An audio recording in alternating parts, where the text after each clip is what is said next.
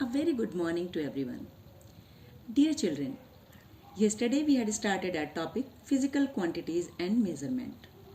And we had discussed about the type of measurement, physical quantities, SI unit, multiples and submultiples, and many other things.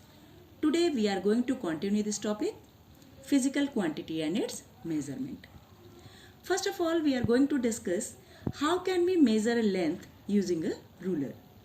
So, we will discuss it with the help of one word problem. Neha measured the length of her pen using a scale. The scale reading at one end of the pen was 2 cm and the scale reading at the other end of the pen was 12.8 cm. So, what is the length of the pen in centimeter and in millimeter? Now let's discuss the solution. As you all know, reading at one end of the pen is 2 cm and at the other end of the pen is 12.8 cm. So children, for the length of the pen, we will subtract 2 cm from 12.8 cm and the answer is 10.8 cm. Okay? Children, do not be confused. We still have to convert this 10.8 centimeter into millimeter. So, the length of the pen in millimeter. So, as you all know, it is given there 1 centimeter is equal to 10 millimeter. So, we will multiply this 10.8 centimeter into 10 millimeter and now it is converted into 108 millimeter. Our second problem is Dia's height is 1.4 meter. Find her height in feet and inches. Okay, so we can measure this length by using a measuring tape. And it is given there that 1 meter is equal to 3.28 feet.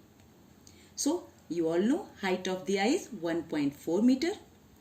And now we are going to convert it into feet and inches. So, we will multiply it with 3.28 feet. And now answer is 4.592 feet. Now we will convert this into inches also. So 4 feet plus 0.592 into 12 inches. And the answer is 4 feet 7 inches. It means the height which is in meter 1.4, it is converted into feet and inches. So answer is 4 feet and 7 inches. Okay?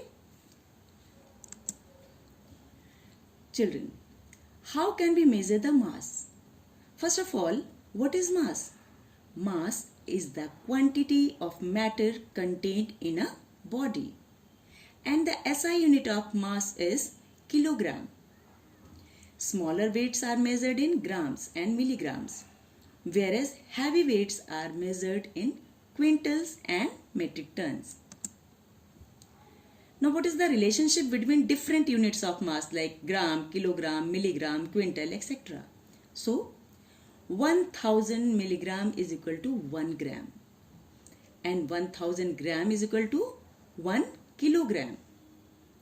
100 kilogram is known as 1 quintal and 10 quintals is equal to 1 metric ton.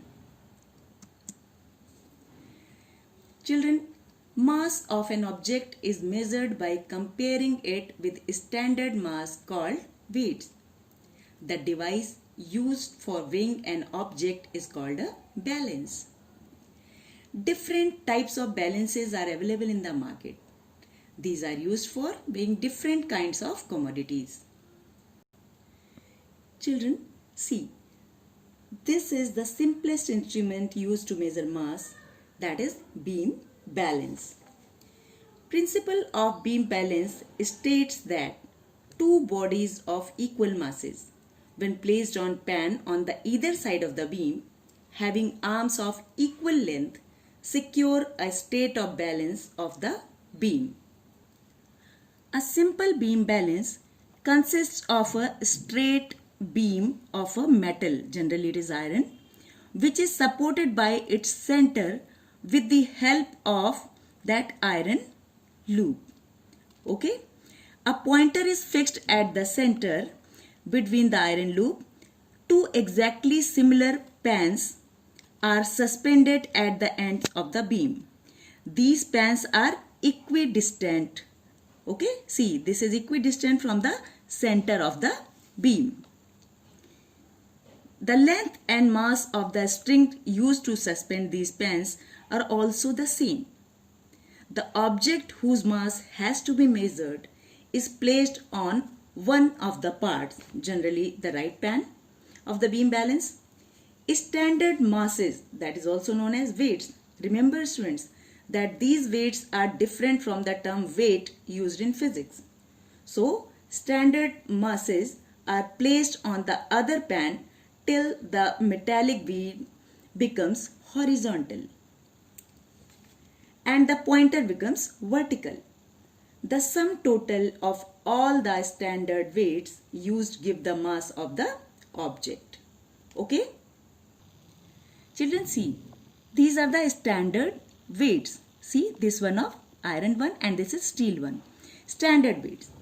A weight is a piece of a standard mass and it is used to measure the mass of objects.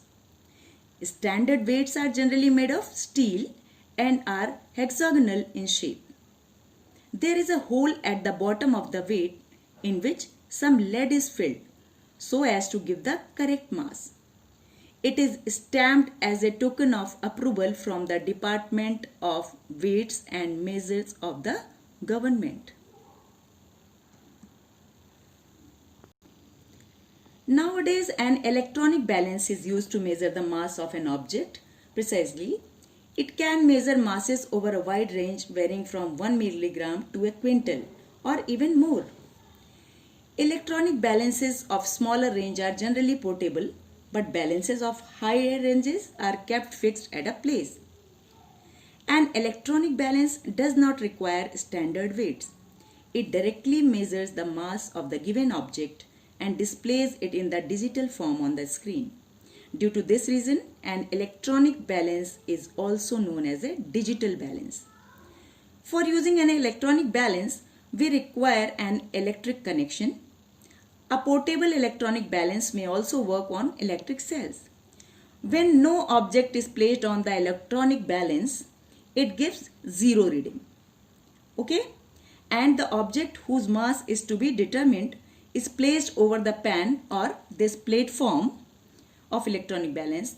The balance immediately displays the mass of the object on the screen.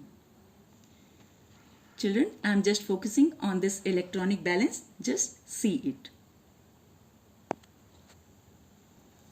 Now, in the laboratory, accuracy is very important and therefore a modified and highly sensitive version of the beam balance called a physical balance is used.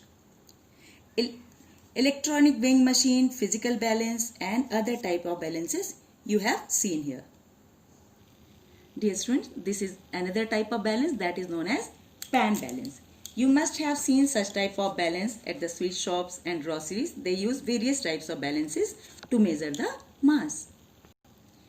Okay, children, so this is all for today.